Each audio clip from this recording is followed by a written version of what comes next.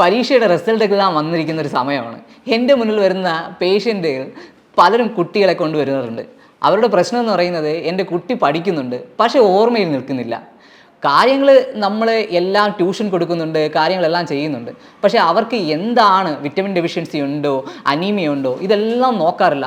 അപ്പം ചോദിക്കും ഈ വിറ്റമിൻ ഡെഫിഷ്യൻസിയും ഓർമ്മശക്തിക്കും എന്താണ് അതിൽ നിന്ന്. അങ്ങനെയല്ല, നമുക്ക് വിറ്റമിൻ ഡെഫിഷ്യൻസി ഉണ്ടെങ്കിൽ, പ്രത്യേകിച്ച് B12-ൻ്റെയൊക്കെ ഡെഫിഷ്യൻസി ഉണ്ടെങ്കിൽ നമ്മൾ കുട്ടികൾ എത്ര പഠിച്ചാലും അവർക്ക് ഓർമ്മയിൽ നിൽക്കില്ല, ഒരു കാര്യത്തിലോട്ട് കോൺസെൻട്രേറ്റ് ചെയ്യാനും പറ്റത്തില്ല. അതിനെക്കുറിച്ചാണ് നമ്മളിത് നോക്കുന്നത്. നമസ്കാരം, ഞാൻ doctor Sujith, naturopathy physician, Prana hospital, കൊല്ലം.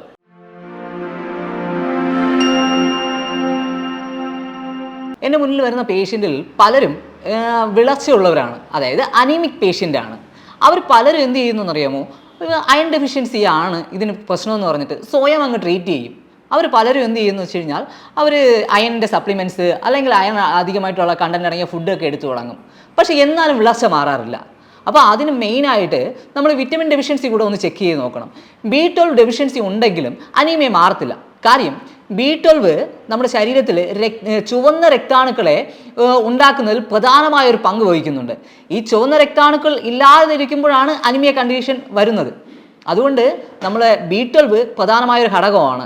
അതുപോലെ തന്നെ നമ്മുടെ കുട്ടികളിൽ കാണപ്പെടുന്ന ഒരു കോൺസെൻട്രേഷൻ ചെയ്യാൻ പറ്റാത്തത്, എപ്പം നോക്കിയാലും ഒരു ക്ഷീണം, ഒരു മടിപ്പ്, ഒരു ജോലി ചെയ്യാൻ പറഞ്ഞു കഴിഞ്ഞാൽ ഇല്ല എനിക്ക് വയ്യ, എന്നെ കൊണ്ട് പറ്റത്തില്ല, ഞാൻ അങ്ങനെ മടി പിടിച്ചിരിക്കുന്നത്, ഇതാണ് സ്ഥിരം നമ്മൾ കണ്ടുവരുന്ന പ്രവണത. അപ്പോൾ ഇതിനൊക്കെ നമ്മൾ ഒരു ഭൂരിഭാഗവും കുട്ടികൾ കാണപ്പെടുന്നത് B12 ഡെഫിഷ്യൻസിയും വിറ്റമിൻ D ഡെഫിഷ്യൻസിയും ഒക്കെയാണ്. മെയിനായിട്ട് B12 ആണ്. ഇത് നമുക്ക് വീട്ടിൽ സിമ്പിളായിട്ട് കണ്ടുപിടിക്കാവുന്നതേ ഉള്ളൂ. B12 ഡെഫിഷ്യൻസി ആണെങ്കിൽ നമ്മുടെ നാക്കിൻ്റെ അവിടെയൊക്കെ പുണ്ണായിട്ട് ചെറിയ ഈ നാക്കിലെ നമ്മൾ വായു പുണ്ണെന്നൊക്കെ പറയും, നമ്മളെ വായ്പുണ്ണൊക്കെ വരും. നമ്മളെ നാക്ക് നല്ല ചുവന്ന് ഒരു ഗ്ലാസി അപ്പിയറൻസിലൊക്കെ ഉണ്ടാവും. ഇതൊക്കെ കണ്ടു കഴിഞ്ഞാൽ തന്നെ ഇതിന് പറയുന്ന പേരാണ് നാക്കിങ്ങനെ ചുവന്ന് ഇങ്ങനെ ഗ്ലാസി അപ്പിയറൻസിലെ ഗ്ലോസൈറ്റീസ് എന്ന് പറയും. ഇങ്ങനെയൊക്കെയുള്ള പ്രശ്നങ്ങൾ കണ്ടുവരുമ്പോഴേ നമ്മൾ മനസ്സിലാക്കണം അവർക്ക് B12 ഡെഫിഷ്യൻസി ആണെന്ന്.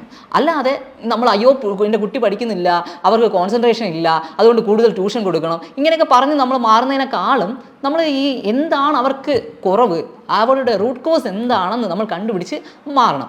അതുപോലെ തന്നെ ഇതിൽ കാണിക്കുന്ന പല സിംറ്റംസ്, അതായത് ഭയങ്കര ക്ഷീണക്കുറവ്, ഒരു കോൺസെൻട്രേഷൻ ഇല്ലാത്തത് കൊണ്ട് മുടി കൊഴിച്ചിൽ.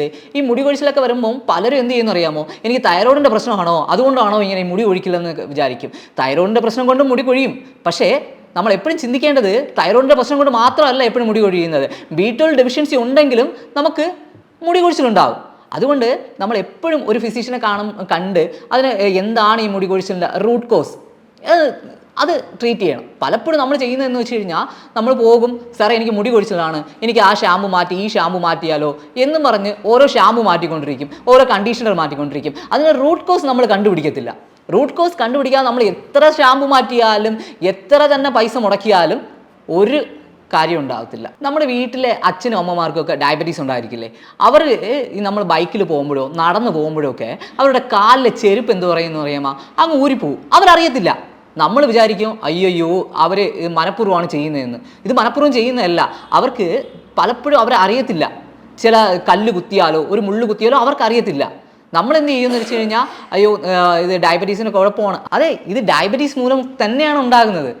ഇതിന് പറയുന്ന പേരാണ് പെരിഫറൽ ന്യൂറോപ്പതി എന്ന് പറയും. അതിന് ഒരു പരിധി വരെ നമുക്ക് ഈ B12 ഡെഫിഷ്യൻസി ക്ലിയർ ആയി കഴിഞ്ഞാൽ നമുക്ക് ഒരു പരിധി വരെ ഇത് ശരിയാക്കി എടുക്കാൻ പറ്റും. ഇതറിയാതെ നമ്മൾ എന്ത് ചെയ്യുമെന്ന് അറിയാമോ, ചൂടുവെള്ളത്തിൽ വെച്ച് നോക്കും, ചൂടുവെള്ളം പിടിപ്പിച്ച് നോക്കും, തണുത്ത വെള്ളം പിടിപ്പിച്ച് നോക്കും, പലതും ചെയ്തു നോക്കും, പലതിലും മാറ്റം ഉണ്ടാവില്ല. പക്ഷേ നിങ്ങൾ ഒരു B12 കറക്റ്റായിട്ട് സപ്ലിമെൻ്റ് എടുത്ത് നോക്കൂ, ക്ലിയർ ആയിട്ട് ഒരു റിസൾട്ട് കിട്ടും. ഈ വിറ്റമിൻ B12 നമ്മുടെ ശരീരത്തിൽ ഉണ്ടാക്കുന്നതല്ല, നമ്മൾ കഴിക്കുന്ന ആഹാരത്തിൽ നിന്ന് മാത്രം കിട്ടുന്ന ഒരു വിറ്റമിനാണ്.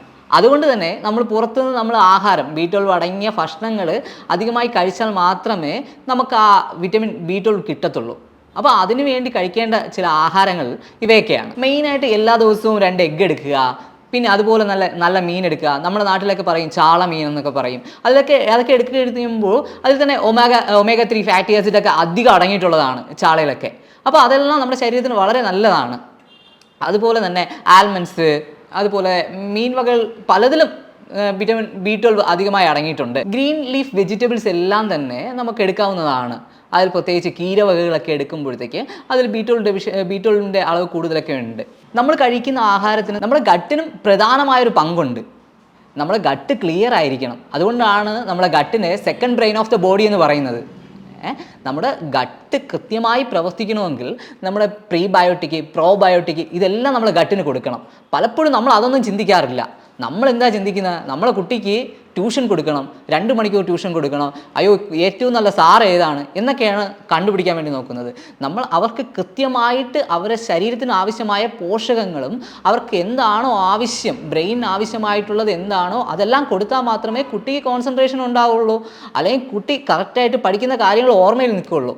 അപ്പം വിറ്റമിൻ ഡെഫിഷ്യൻസി ഒക്കെ എന്ന് പറയുന്നത് വലിയൊരു പ്രധാനമായൊരു പങ്കാണ് ഈ പഠനത്തിൽ തന്നെ.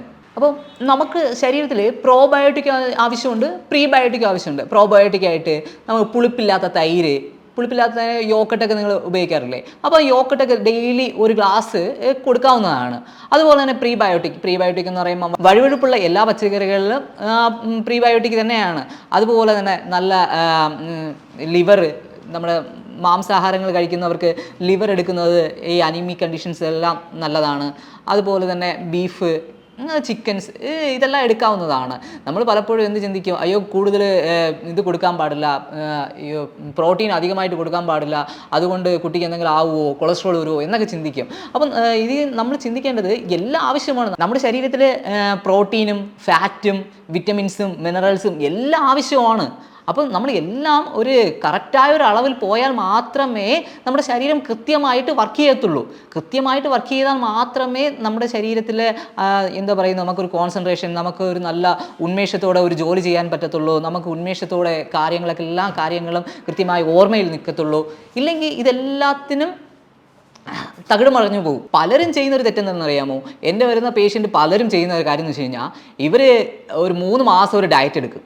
ഈ 3 മാസം അവർ സ്വന്തമായിട്ടാണ് ഡയറ്റ് എടുക്കുന്നത്. ഏതെങ്കിലും ഒരു യൂട്യൂബിൽ കണ്ടിട്ടോ എന്തെങ്കിലും ഒരു റീൽസ് കണ്ടിട്ടോ ആയിരിക്കും ഇവർ ഡയറ്റ് എടുക്കുക. അതിൽ പലർക്കും അതിൻ്റെ ഒരു ധാരണ ഇല്ലായിരിക്കും, എന്താണ് ഡയറ്റ് എടുക്കേണ്ടത്, എന്താണ് അവോയ്ഡ് ചെയ്യേണ്ടത്. പലരും എന്ത് ചെയ്യുമെന്ന് അറിയാമോ? അതിൽ പറയുന്ന ഡയറ്റ് എടുക്കും, പക്ഷേ എന്താണ് അവോയ്ഡ് ചെയ്യേണ്ടത് എന്നുള്ള കാര്യം മറന്നുപോകും. അതുകൊണ്ട് നമ്മൾ എടുക്കുന്ന ഡയറ്റിനേക്കാൾ പ്രധാനമാണ് എന്തൊക്കെയാണ് നമ്മൾ അവോയ്ഡ് ചെയ്യേണ്ടതെന്നുള്ള കാര്യം. അവോയ്ഡ് ചെയ്യേണ്ട കാര്യങ്ങൾ കൃത്യമായിട്ട് അവോയ്ഡ് ചെയ്താൽ മാത്രമേ നമ്മൾ എടുക്കുന്ന ഡയറ്റ് നമ്മുടെ ശരീരത്തിന് കൃത്യമായിട്ട് വർക്ക് ചെയ്യത്തുള്ളൂ. അപ്പോൾ ഒരു ഫിസിഷ്യനെ നിങ്ങൾ കണ്ട് കൃത്യമായിട്ട് രോഗനിർണയം നടത്തി അതിൻ്റെ റൂട്ട് കോസ് എന്താണെന്ന് കണ്ടുപിടിച്ച് അതിന് തക്കതായ ഒരു ഡയറ്റ് പ്ലാൻ നിങ്ങൾ ചെയ്യുക. എന്നാൽ മാത്രമേ നമുക്ക് അതുകൊണ്ട് ഒരു ഗുണം ഉണ്ടാവത്തുള്ളൂ. സ്കൂൾ തുറക്കാൻ സമയമായി, നിങ്ങളുടെ കുട്ടിക്കും ഇതുപോലെ അനീമിയാണ്, അല്ലെങ്കിൽ പഠിച്ചിട്ട് തലയിൽ കയറുന്നില്ല, ഇങ്ങനെയൊക്കെയുള്ള എന്തെങ്കിലും ഭയങ്കര ക്ഷീണമാണ്, ഇങ്ങനെയൊക്കെ എന്തെങ്കിലും ഒരു ഇതുണ്ടെങ്കിൽ, പ്രശ്നമുണ്ടെങ്കിൽ ഞങ്ങളുമായി ബന്ധപ്പെടാം. താഴെ കാണുന്ന നമ്പറിൽ നിങ്ങൾക്ക് കോൺടാക്ട് ചെയ്യാവുന്നതാണ്. വീണ്ടും ഒരു ഹെൽത്ത് ടോപ്പിക്കുമായി വീണ്ടും കാണാം. നമസ്കാരം.